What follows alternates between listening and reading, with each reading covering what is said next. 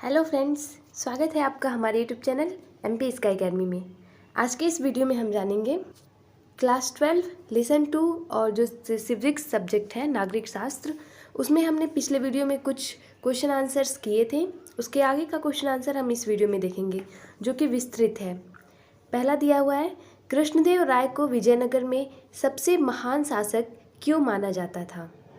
इसका उत्तर लिखेंगे, कृष्णदेव राय 1509 से 1529 ईस्वी तक विजयनगर साम्राज्य के एक महान शासक थे, जिनके शासनकाल में यह साम्राज्य अनेक प्रकार से विस्तारित हुआ। 1520 ईस्वी में बीजापुर के सुल्तान को पराजित किया। कृष्णदेव राय के शासनकाल में विजयनगर साम्राज्य ने प्रत्येक क्षेत्र में चरमोत्कर्ष को प्राप्त किया। यानी कि जब कृष्णदेव राय जो विजयनगर के शासक थे उस समय, तो इनके समय में बहुत सारे विकास वाले कार्य हुए होंगे। चरमोत्कर्ष पे था उस समय विजयनगर। दूसरा देखेंगे, कृष्णदेव राय ने भव्य मंदिरों का निर्माण कराया तथा गोपुरम शैली से मंदिरों को जोड़ा गया था। कृष्णदेव राय ने अपनी मां के नाम पर एक नगर नगलपुरम की स्थापना की जो विजयनगर के समीप था। 1529 ईस्वी में कृष्णदेव राय की मृत्यु के पश्चात इनके उत्तराधिकारी को राज्य के अनेक सेनानायकों के विद्रोहों का सामना करना पड़ा, जिसके फलस्वरूप 1542 ईस्वी में राज्य पर नियंत्रण एक अन्य वंश अराविदु वंश के हाथों में चला गया।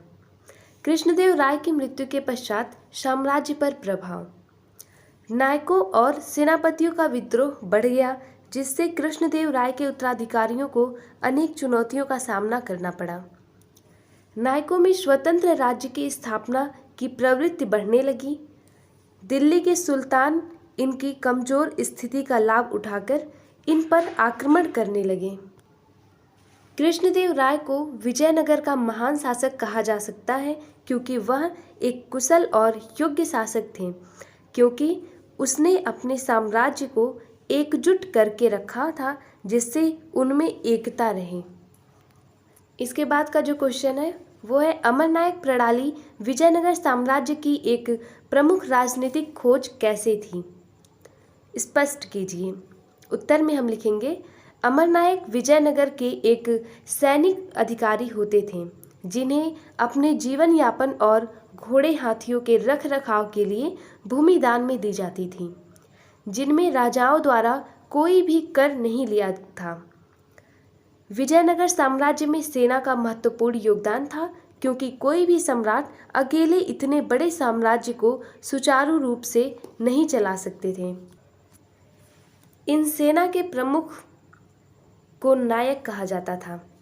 नायकों का नियंत्रण किले पर होता था और इसके पास सशस्त्र समर्थक भी होते थे। इन्हें किसानों का समर्थन प्राप्त था। विजयनगर साम्राज्य के प्रशासन की प्रमुख विशेषता अमरनायक प्रणाली थी, जिसे इक्ता प्रणाली भी कहते थे। अमरनायक सेना के प्रधान होते थे, जिन्हें राय द्वारा शासन व सैन्य निर्वाह के लिए राज्य क्षेत्र प्रदान किए जाते थे। अमरनायक विजयनगर का शासकों को साम्राज्य विस्तार में सैनिक सहायता प्रदान करते थे। अमरनायक वर्ष में एक बार स्वामी भक्ति प्रकट करने के लिए स्वयं दरबार में उपहार के साथ उपस्थित होते थे। अमरनायकों का सैन्य बल साम्राज्य की शक्ति को दर्शाती थी। अमरनायक प्रणाली के तहत सभी सैनिकों के ऊपर एक अधिकारी नियुक्त होते थे, जिन्हें भूमि दान की जाती थी। नेक्स्ट क्वेश्चन हम देखेंगे, विजयनगर साम्राज्य पर एक निबंध लिखिए। उत्तर लिखेंगे इसका, विजयनगर साम्राज्य की स्थापना 1336 ईस्वी में हरिहर और बुक्का राय नामक दो भाइयों ने की थी। इन्होंने अपने पिता संगम के नाम पर संगम वंश की स्थापना की थी। विजयनगर साम्राज्य की राजधानी हम्पी थी। संगम वंश का महान शासक देवराय द्वितीय था। उसके बाद सालुव वंश तथा तुलु वंश आया। तुलु वंश का महान शासक कृष्णदेव राय था, जिसने विजयनगर साम्राज्य को चरमोत्कर्ष पर पहुंचा दिया। कृष्णदेव राय ने अपने शासनकाल में कई भव्य मंदिरों का निर्माण करवाया, जिसे गोपुरम शैली से जोड़ा गया था। विजयनगर के शासकों और सुल्तानों के मध्य धार्मिक विभिन्नताएं होने के पश्चात भी शत्रुपूर्ण नहीं थे। विजयनगर के शासन प्रणाली में एकता प्रणाली ने बहुत ही महत्वपूर्ण भूमिका निभाई है। यदि हम विजयनगर साम्राज्य के भौगोलिक स्थिति को देखें तो यह साम्राज्य चारों तरफ से पहाड़ों तथा किलेबंदी से घिरा हुआ था, जिससे शत्रु आसानी से न घुस पाए। विजयनगर साम्राज्य में राजकीय सत्ता का दैवीय सिद्धांत से जोड़कर देखा जाता है, इसलिए यहाँ पर अनेक राजकीय केंद्रों की स्थापना की गई थी। विजयनगर का प्रमुख त्योहार महानवमी था।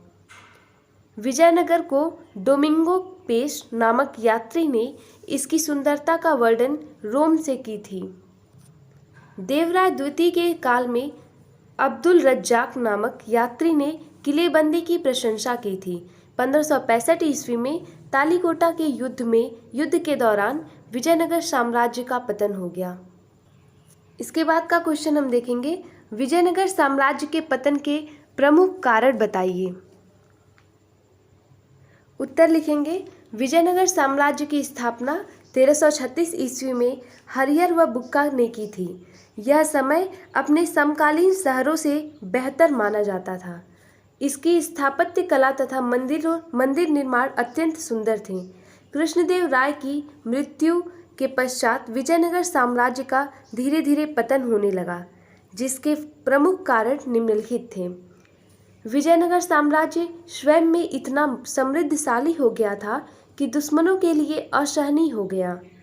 कृष्णदेव राय के बाद के शासक भोग विलास के लिप्त हो गए, जिसके कारण योग्य शासक विजयनगर को नहीं मिल पाए, अर्थात अयोग्य उत्तराधिकारी अब विजयनगर की गद्दी पर आसीन हो गए। निरंतर युद्ध में शामिल रहने से भी इसका पतन हुआ। कृष्णदेव राय की मृत्यु के पश्चात उनके आने वाले वंशजों की गलत नीति से नायकों का विद्रोह तथा युद्ध झेलने पड़े, जिससे व्यापार का ह्रास हुआ।